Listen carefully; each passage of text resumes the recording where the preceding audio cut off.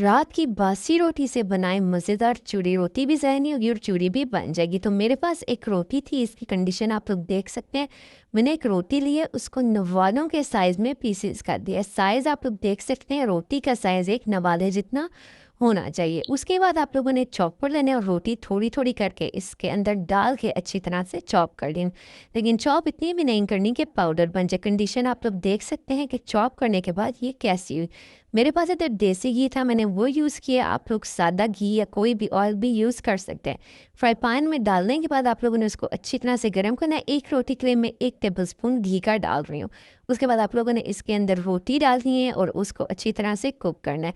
इतना कुक करना है कि उसका कलर अच्छी तरह से हमारे पास। फ्लेम आप लोगों ने लो रखनी है ताकि आप लोग की रोटी जले ना। और फ्लेम को लो रखने के बाद आप लोगों ने चम्मच को मुसलसल हिलाते रहना है।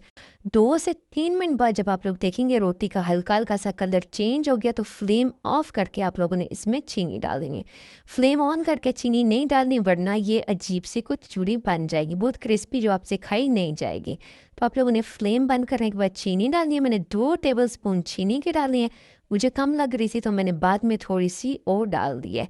चीनी डालने के बाद आप लोगों ने अच्छी तरह से मिक्स करना है। आप लोग शक्कर भी ऐड कर सकते हैं। चाय बनाए साथ खाएं, गर्मा गर्म चाय के साथ ये चूड़ी, बहुत ही मज़ा आएगा।